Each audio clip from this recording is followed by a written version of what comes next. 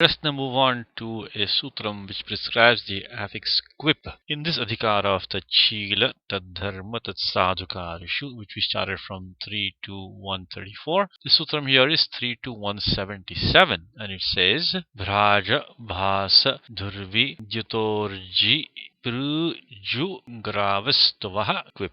So it prescribes the affix quip following any one of these 8 verbal roots. The vritti simply says Ebhyaha quip syat Tachiladishu kartrishu. So to denote an agent who performs an action because of his nature, habit, or sense of duty, or family tradition, or his skill, or expertise, or is good at doing that, this affix quip is used following one of these 8 verbal roots, which are as follows. The first one is the verbal root bhraj, the dhatu partha, which is to bhrajru deeptau, the bhvadigana. Second one is bhas, which is bhasru deeptau, the bhvadigana. The third one is dhurv, which is dhurvi himsartha, in the bhvadigana. The fourth one is dyut, which is dyuta deeptau, also in the bhvadigana. Fifth one is urj, which is urja balaprananayoho, in the churadigana. The sixth one is pru, which is pru palana purana yoho, in the juhotyadigana. The seventh one is ju, which is Vegitayang Gatau. Now this is a Sautra Dhatu. This Dhatu is not seen in the Dhatu Partha as such. It is only referred to by Panini directly in the Sutra Partha. For example, the Sutram 3 to 150, Panini refers to the verbal root Ju. 3 to 150 says Ju Chankramya Dandramya Ityadi. So in that the Dhatu Ju is referred to. Another Sutram in which Panini refers to Ju is 3 to 156. Prajorinihi. So this Ju is a Sautro Dhatuho. It is not in the Dhatu Partha, it occurs directly in the Sutra Partha. And finally the eighth one is Stu, which is Shtuin Stutau, but this has to be preceded by Gravan. It has to be in composition with Gravan. So it will be Gravastut will be the form generated.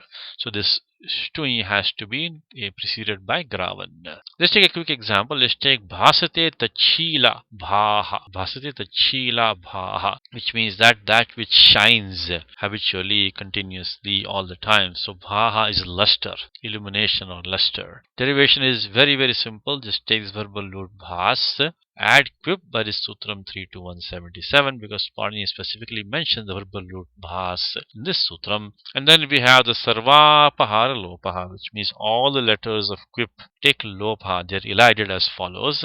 The Ikara gets the It Sanya by Upadeshe Janunasika It. The ending Pakara gets its Sanya by Halantyam. The beginning Kakara gets its Sanya by Shakvatadite and Tasya Lopaha. And so we have Bhas Va. Bhas plus Va. Now the Va Karaha gets the Aprukta Sanya by 1 to 41. Aprukta Ekal Pratyaha. A Pratyaha which has only one letter. That Va is a Pratyaha which has only a single letter. So it gets the Aprukta Sanya by 1 to 41. By 1 to 41 and then by 6 167. Verapraktasya, that Vakara also takes Lopaha, so we just have Bhas. Now Bhas gets the Pratipadika Sanya by 1 to 46, Krit Dita Samasascha, even though the Krit Pratyaya quip has taken Sarvapahar Lopaha by Pratyaya Lope Pratyaya Lakshanam. Bhas is now a Kridantam, therefore it gets the Pratipadika Sanya by Krit Dita Samasascha. And this is normally used Strilinge, so Bhaha is the Pratama Ekavachanam. Now another example is the verbal root Dyut, which when preceded by the Upasarga V, we get V Dyut plus quip by this Sutram because even though Upasarga is there, we can still use the affix quip by this Sutram 3 to 177. And again the same way quip takes Sarvapahar Lopaha and we get the Pradipadikam Vidyut. One thing to note here is that the Gunadesha in place of the Ukara of Dyut, which would have been done by Puganta Lagu Patasya is stopped by Kiniticha because this quip pratyaya is a kit pratyaya. So now Vidyut gets a Pratipadika Sanya by Krit Tadhita Samasascha 1 to 46 with the help of Pratyaya Lope Pratyaya Lakshanam, because even though quip has taken Sarvapahar Lopaha, there is a Lakshanam of quip still there. So we do have a Kridantam Vidyut, so it gets a Pratipadika Sanya by 1 to 46. So Vidyut is that which shines habitually, which means it's lightning. It stands for lightning, lightning which flashes habitually all the time. So that's lightning. So vidyut is derived using this sutram by adding this affix quip to the verbal root dyut with the upasarga vi.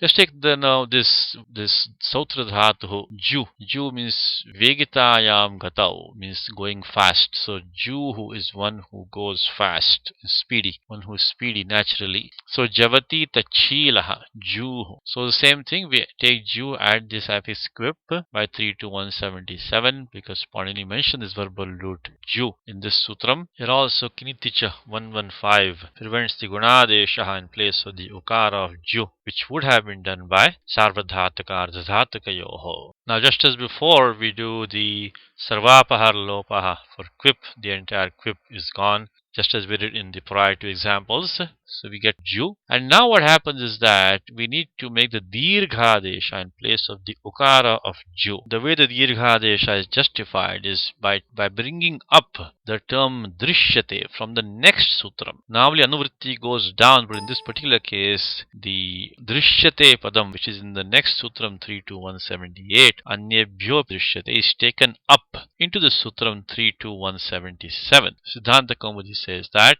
drishi grahanasya apakarshana javater dirgha. Drishi grahanasya means the drishyate, that is taken up, apakarshana javater dirgha, the ending ukara of ju elongated. So drishyate means that these various forms are seen in the language. So there are some the extra operations which take place in the language. So we have to accept them as they are. That is how drishyate is interpreted. So because juhu is seen in the language to be ending in a dirgha ukaraha, so therefore we do the elongation by the license given by the term drishyate, which occurs in the next sutram, which you bring up to this sutram, get the form ju, which gets a prajvedika sanya by krit sadhita samasashtra. So this is the one extra operation here which we have to justify on the basis of drishyate. Okay, now let's take this verbal root dhurv. So we do the same way, we take dhurv plus quip. Quip takes sarvapahar lopaha, and now we get dhurv. At this point we want to do the vakara lopaha. Vakarasya lopaha ishyate. For that we need the next sutram which you're going to take up, which is 6421 ral lopaha. Ral lopaha. So that will be the next sutram which we shall take to complete this form. We want to derive this prajvedikam dhur. For that we need to do the vakar lopaha at this stage. So for that we'll take up 6421 as the next sutram.